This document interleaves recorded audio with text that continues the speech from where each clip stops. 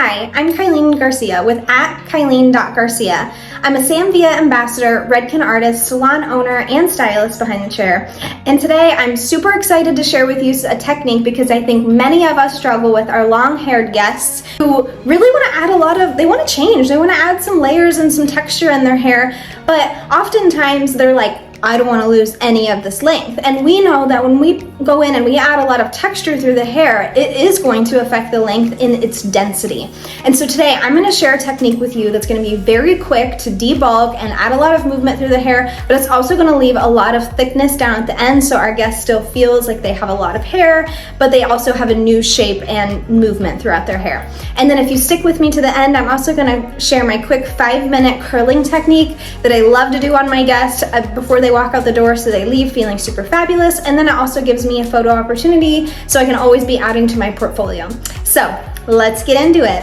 This is my guest, Gabrielle. Today we are going to be trying to keep as much length as possible for her, and then you can see she just has a ton of hair, so we need to get some movement in here in these layers. I'm starting off by sectioning the front from the back, so I'm taking from the high point of the head to the top of the ear, and then my next section is going to be finding where her hair naturally lives forward.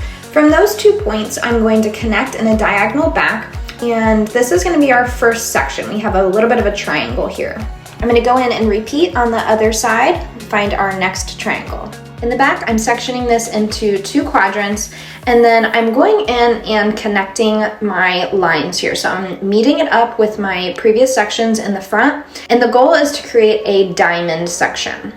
Okay, so now we have her diamond section. Gabrielle, I'm gonna have you spin around for me so we can see this diamond. So this diamond section, when we're working with diagonal backs like this is gonna help with blend as this hair falls. So what we wanna check for here is just density that we've left behind. So I'm going through and just feeling, am I leaving her enough hair down at the bottom to feel like she has plenty of hair left? And she in fact does, because she has plenty of hair. We might adjust this if a guest just has finer hair, thinner strands. We don't want to be cutting into that section too much. Okay, so we are going to take all of this hair. We're going to lift it up. I'm going to go through and I'm going to comb. I'm going to use the wide teeth of my comb to really get any tangles out, and then I'm going to go back in with the tight teeth of my comb so I can really pull that hair tight so I can get it into a good cutting line. I'm going to lift this hair up, and then I'm going to over direct this so that it's flat against the head. And here is where we are going to be cutting. Now, you'll see this hair at the top here is her longest point. So when it drops back, that's going to be the longest. So even if I were to cut this pretty short, it has to travel all the way back over here, and it's going to remain pretty long in the end. What I like to do is take this hair and then bring it back to its natural falling position to really look at where her top layer is going to fall. And I can see here, if I were to cut this much hair off, which we're not going to, she would still have a lot of length down here. It's actually still her top layer would be pretty long. I'd be cutting quite that much off today.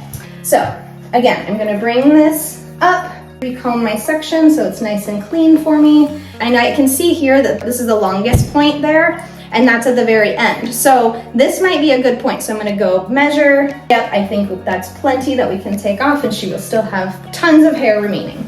So I'm gonna bring this over, slide back down to where I started to see the ends of her longest point. And then we're gonna go in with the Sam Villa dry cutting shear. I love this shear because it's super long and it's also extremely sharp, so it cuts through dry hair like nobody's business. I'm gonna comb it again just to make sure I have nice tension. And we are going to be point cutting. I'm gonna be taking pretty deep point cut sections off of this because I like there to be a lot of texture in the hair. Now, before I release this, I'm going back over to the other side. I'm gonna go through, we're gonna recomb, and then I'm gonna actually now go in with my Sam Villa Invisablend texturizing shears, and we're gonna also texturize this all at the same time. So this is already going to have a ton of texture as we bring it back over to the other side. So I'm just going in and walking my texture shears through that to release some of this bulk.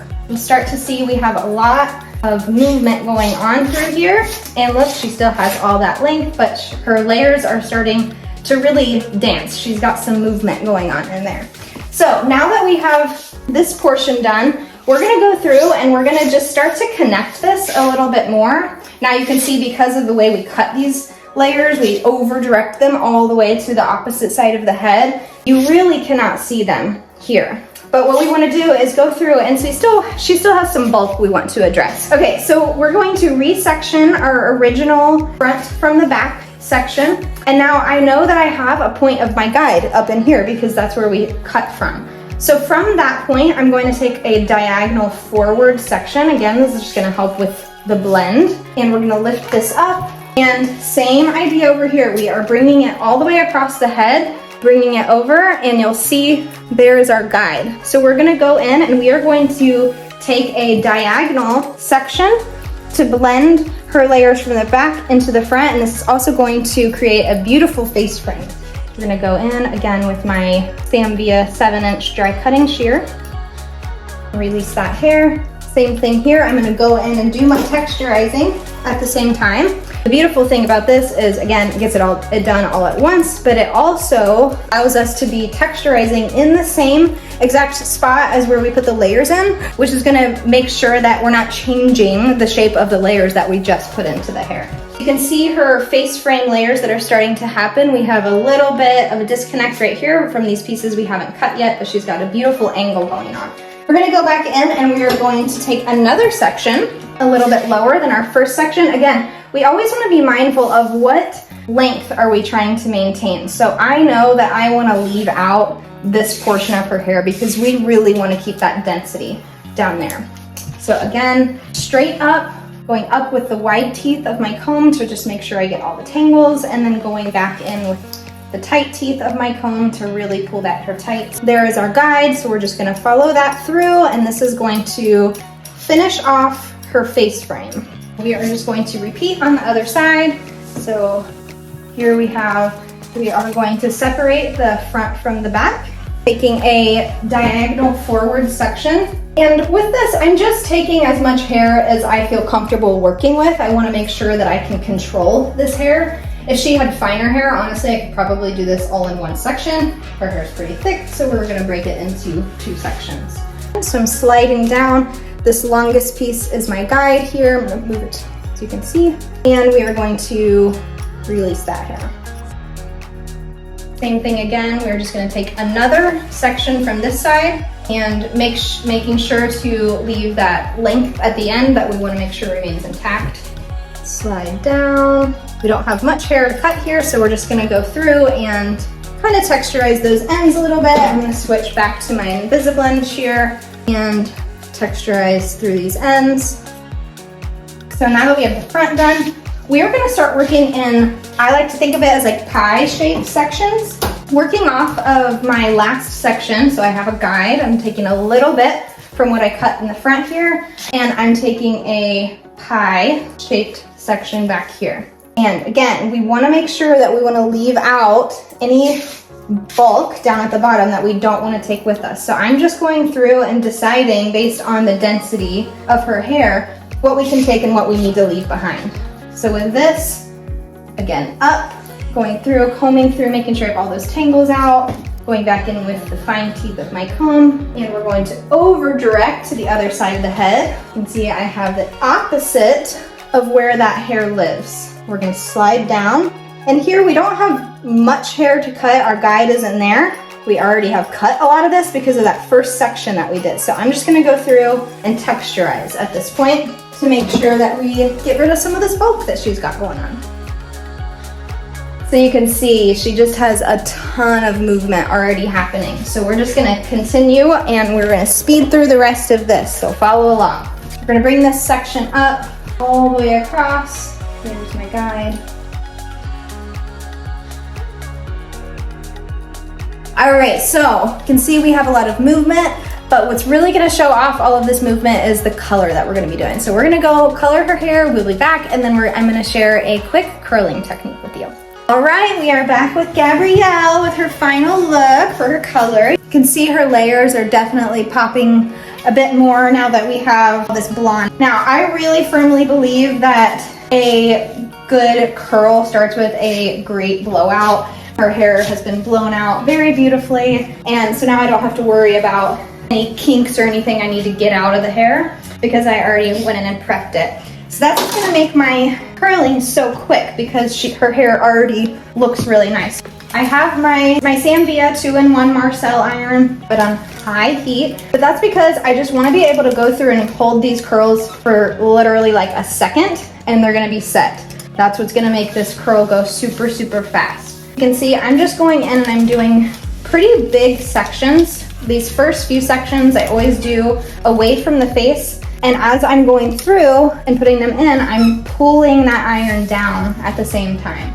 That's going to release the curl a little bit, so it's not going to cool in that super tight position, so she doesn't have like really tight ringlet curls. She's gonna have more of like a beachy, effortless type of wave.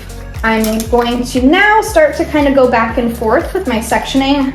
I'm keeping my elevation low. I just don't want to build a lot of bulk or weight around the sides. We just want it to be long and help her hair look nice and long because she loves her long hair. I'm also kind of taking slightly like triangle size sections. So that's gonna help it all just blend. There's not gonna be like starting points and stopping points. I'm just picking up what's next as I work around the head.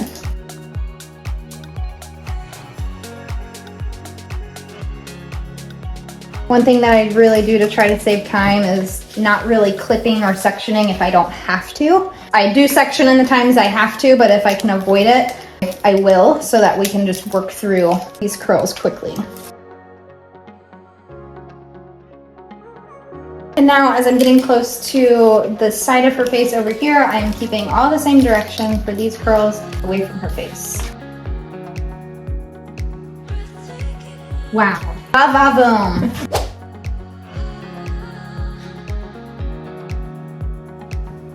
Thanks for hanging out with me today. If you're interested in learning about the color technique that I did on Gabrielle, I'm gonna have a link to that video in the comments of this video, and I have a really cool tool that I'm using in that technique that's gonna help save time behind the chair. And that's really, really a big focus of mine, so feel free to come hang out with me on my other socials on Instagram and TikTok at Kyleen.Garcia to catch more time-saving tips.